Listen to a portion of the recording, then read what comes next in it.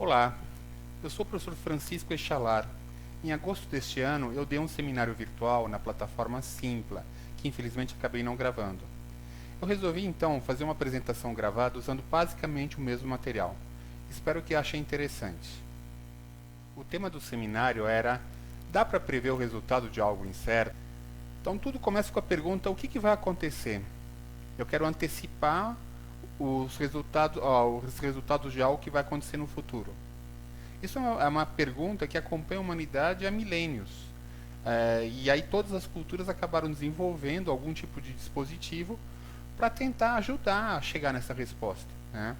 Isso vai desde a leitura de baralho, leitura das mãos, mapas astrológicos, observação das estrelas, leitura da borra do café e assim por diante.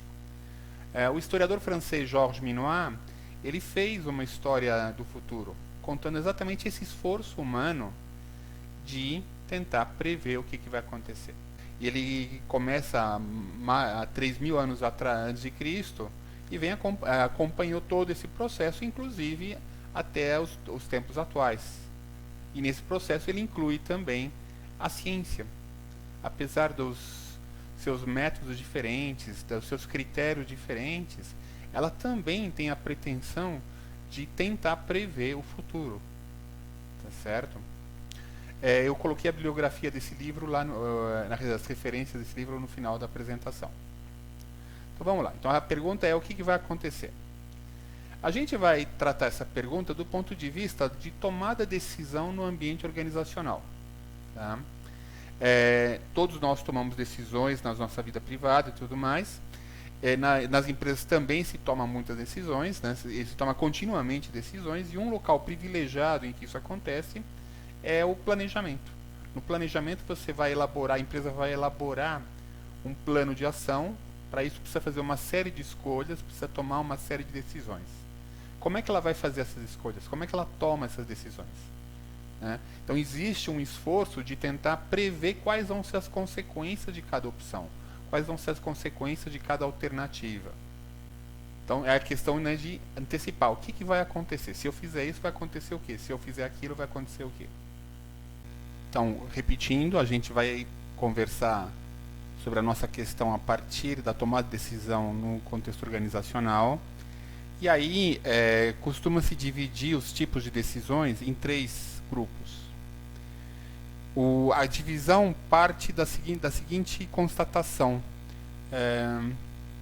sempre qualquer escolha, a implementação de qualquer decisão, de qualquer escolha, vai acontecer dentro de um contexto sobre o qual quem tomou a decisão não tem controle, e que vai afetar esse contexto, vai afetar os resultados obtidos com essa decisão. Tá? Então isso é um dado, sempre vai ter um contexto que afeta os resultados. O primeiro tipo de decisão corresponde àquelas decisões em que o tomador de decisão sabe que o contexto não vai mudar entre o momento que ele toma a decisão e o momento que a decisão vai ser implementada e os resultados potenciais vão ser colhidos. Tá? Então, nessas condições, é possível antecipar com certeza a consequência de cada escolha. A gente fala de decisão sob certeza. Os 2 outros grupos correspondem à situação em que o contexto pode mudar, né? Pode-se até prever diferentes novas situações em que as coisas vão se desenrolar, em que a implementação das decisões, das escolhas feitas, vai acontecer. Se for possível estimar probabilidades para cada uma dessas possíveis novas situações, então vai ser possível também estimar a probabilidade de ocorrência de cada resultado associado a cada uma dessas situações. Nesse tipo de caso, a gente está falando de decisões sob risco. A gente consegue quantificar as probabilidades de ocorrência de cada resultado possível. E a gente toma decisão com base nisso. Agora, pode haver situações em que a gente sabe que o contexto vai mudar, mas a gente não é capaz de atribuir probabilidades para cada uma das situações, das novas situações possíveis, dos novos contextos possíveis.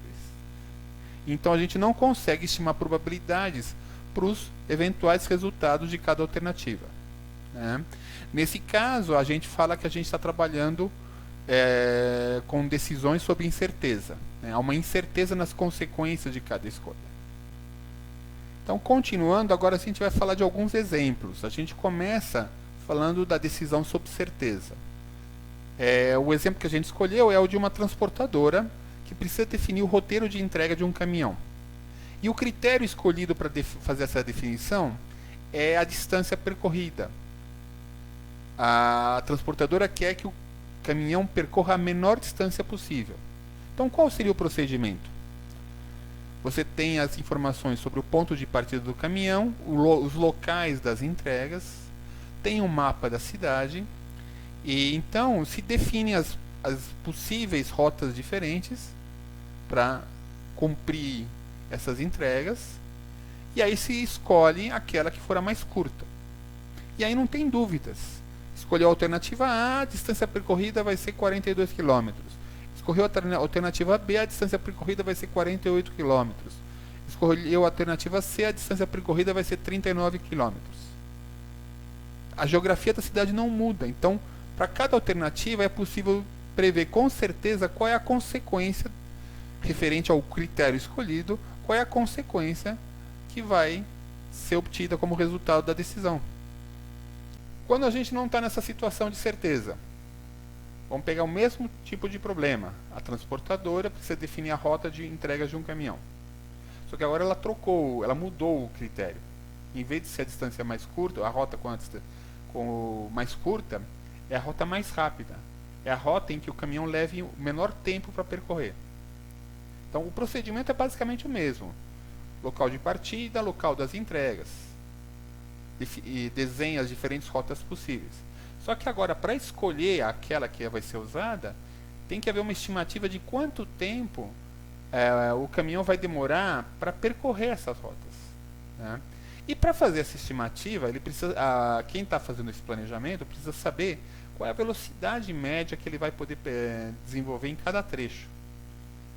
Ora, isso depende do dia da semana, depende da hora do dia, isso varia, certo?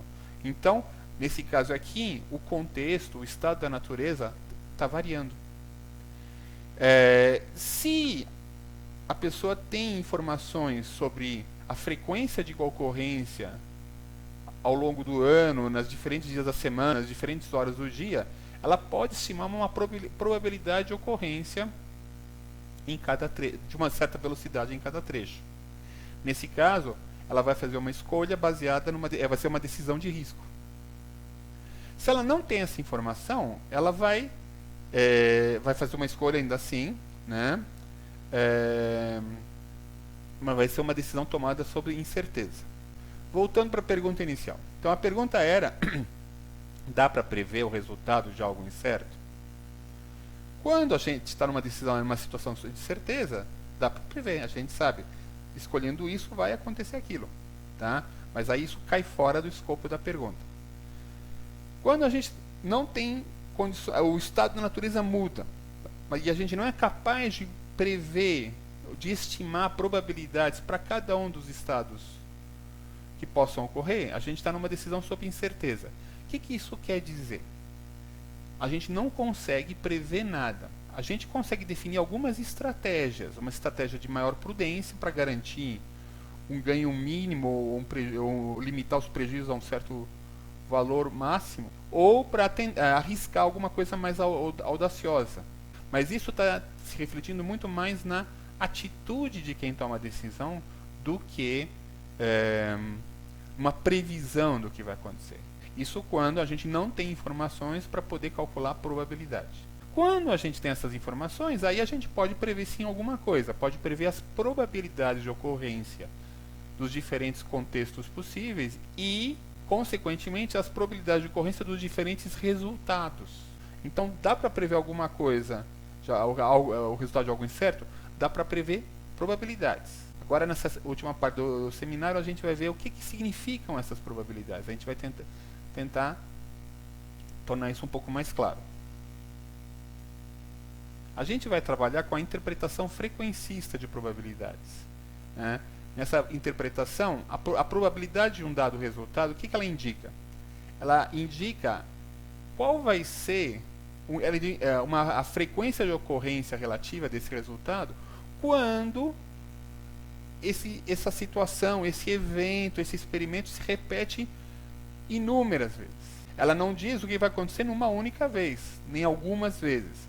Mas se isso se repete muitas vezes, a probabilidade de ocorrência dá uma medida de qual vai ser a frequência de ocorrência. Tá certo? Vamos ver com exemplos isso. Primeiro exemplo, é um joguinho com uma moeda. Você jogando com um parceiro. O combinado qual que é? Você joga moeda, se der cara, você ganha 10 reais. Se der coroa, você tem que dar 10 reais para o teu parceiro. Ou seja, você perde 10 reais. O que a teoria diz? A teoria diz que a probabilidade de dar cara num lançamento é 50%.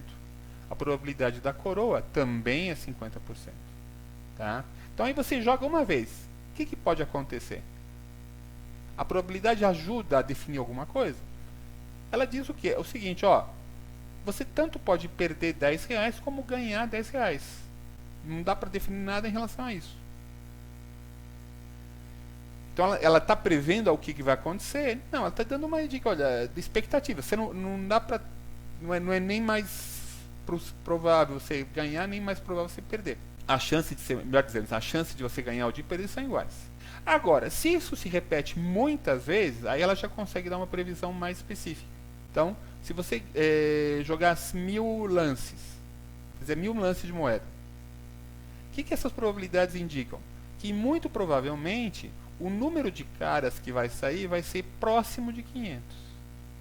E o número de coroas que vai sair também vai ser próximo de 500. Isso quer dizer o seguinte, depois de 1000 lances, você pode até ganhar um pouco ou perder um pouco, mas não vai ganhar muito. Porque, vamos supor alguns números, né? Então, porque tanto as situações em que você ganha da cara e as que você perde da coroa tem a mesma probabilidade. Né? Então, ao final de 1000 lances, muito provavelmente você tirou 499 caras e 501 coroas. Tá certo? Então você perdeu 20 reais. Tá certo? Ou 495 caras, 505 coroas. Ou 507 coroas, 493 caras. Mas esses números vão estar próximos da metade. Então o ganho líquido vai estar próximo de zero.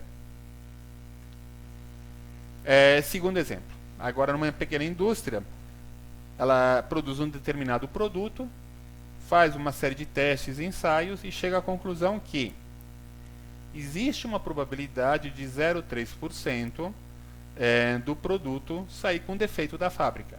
E sair com defeito quer dizer o quê? Vai apresentar defeito para o consumidor vai apresentar defeito para o consumidor antes do final da garantia. Ou seja, a empresa vai ter que trocar o produto. Então, vamos pensar primeiro do ponto de vista do consumidor. Ao comprar um desses produtos, qual a probabilidade de ele apresentar defeito? 0,3%. Tá certo? Agora, existe uma diferença muito grande entre ou significativa, melhor dizendo, entre a probabilidade de não apresentar defeito, 99,7%, e de apresentar defeito, 0,3%. Essa diferença sugere o que para o consumidor? Que é muito razoável ele esperar que não apresente defeito. Isso acontece com a gente vai comprar algum produto, a gente compra considerando que não vai apresentar defeito. Se eventualmente apresentar, a gente sabe que tem a garantia, aí é uma chateação, mas não é o esperado. Né? O esperado é que não apresente defeito. Tá certo? Isso é um reflexo dessa diferença de probabilidades. 99,7% de probabilidade de não apresentar defeito, 0,3% de probabilidade de apresentar defeito. Para a empresa, a coisa é um pouco diferente, porque para o consumidor é um evento único. Para ela é um evento repetido. Vamos supor que ela venda no período 100 mil unidades desse produto. Conhecendo a probabilidade de apresentar defeito, ela consegue prever quantos desses produtos vão estar com defeito. Então ela consegue antecipar, né? Ela sabe, vendeu 100 mil, ela sabe que 300 desses 100 mil vão voltar para serem trocados, porque vão apresentar defeito. Essa troca para ela é um custo. Como ela consegue antecipar isso, ela consegue incorporar esse custo na sua matriz de custos. Tá certo? Ela acaba rateando de algum jeito esse custo. Esse é o segundo exemplo. E agora o terceiro exemplo. Agora a intenção de voto, né? O Instituto faz pesquisa de intenção de voto com nível de 95% de confiança. Vamos pensar, o que aparece na verdade quando ele é anunciado o resultado de uma pesquisa?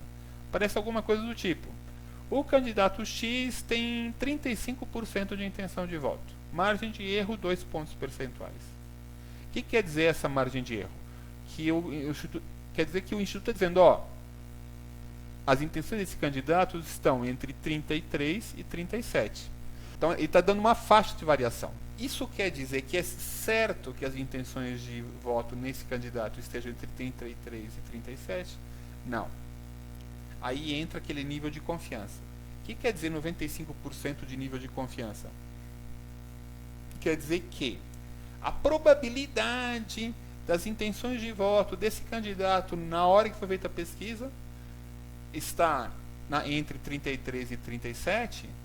A probabilidade de estar aí nessa faixa é de 95%. Ou seja, é uma probabilidade alta. Mas tem 5% de probabilidade de estar fora dessa faixa. Ou abaixo de 33, ou acima de 37.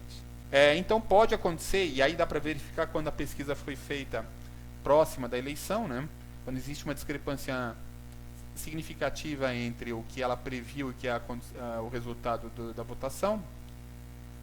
Pode acontecer, pode dar a sensação, não, o Instituto errou, né? Possivelmente ele não tem errado, né? Às vezes acontecem erros, às vezes erros de procedimento, que ele não conseguiu, teve alguns problemas de amostragem, isso acontece também, mas não necessariamente, né? Pode ter sido simplesmente uma questão probabilística. Naquela eleição em particular em que você estava prestando atenção, naquela eleição que o resultado caiu naqueles 5% que estão fora do intervalo. Tá certo? O Instituto, ele vai olhar o que, na verdade? Ele vai olhar o conjunto de pesquisas que ele fez naquele período, né? Vamos dizer que ele tenha feito 100 pesquisas. Se em 95% delas o resultado esteve dentro do intervalo previsto, é o que ele queria, é o que ele planejou, ele se organizou para isso. Tá? Alguém pode dizer, mas por que 95%? Por que não tentam fazer 99%, 99,9%? Porque para aumentar essa probabilidade, o que precisa ser feito? Você precisa entrevistar mais gente, muito mais gente. Isso implica em custos financeiros maiores, primeiro. Tá? Isso implica numa demora maior para sair a pesquisa. E essas pesquisas, uma das características importantes dessas pesquisas é a agilidade, né? As pessoas querem, os partidos, os candidatos, as empresas jornalísticas consomem pesquisas quase que diariamente, tá certo? Então, um aumento muito grande no número de entrevistas pode não só ficar mais cara a pesquisa, mas também demorar mais para sair, tá certo? Então, é um equilíbrio que se tenta encontrar, tá? Então, esse foi o terceiro exemplo. E aí, com isso, a gente acaba terminando com o seminário, né? Voltando para a pergunta inicial mais uma vez, a pergunta era: dá para prever o resultado de algo incerto? Se não é possível calcular as probabilidades, não dá. Se é possível calcular as probabilidades não dão uma orientação do que podemos esperar, né? No caso das moedas, a gente sabe que é tão possível perder como ganhar.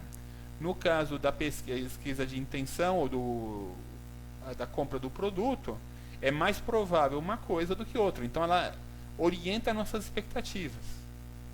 Com essas mesmas probabilidades, a gente pode calcular ganhos esperados. Isso não quer dizer que eles vão acontecer. Eles são ganhos esperados, né? Então, qual é a questão? Não é possível ter certeza do que vai acontecer. As probabilidades dão uma orientação. Elas informam o que se pode esperar ao longo de eventos repetidos. Quanto maior o número de repetições, mais próximo o resultado real vai estar do que a probabilidade indica, né? mas ela diz muito pouco num evento único, qual vai ser o resultado de um evento único. Para terminar, uma bibliografia. Primeiro, o livro A História do Futuro, que eu mencionei no começo, e depois dois livros, um sobre probabilidade, O Andar do Bêbado, como o acaso determina nossas vidas, e um outro sobre estatística, A Senhora Toma Chá, como a estatística revolucionou a ciência do século XX. Os dois são extremamente acessíveis, eu recomendo que leiam. Se você nunca teve contato com o assunto, é capaz que haja um capítulo em cada um deles mais pesado, mais difícil de acompanhar. Mas eles são extremamente acessíveis. Espero que tenham achado interessante. E se gostaram, por favor, dê um like e se inscrevam no canal.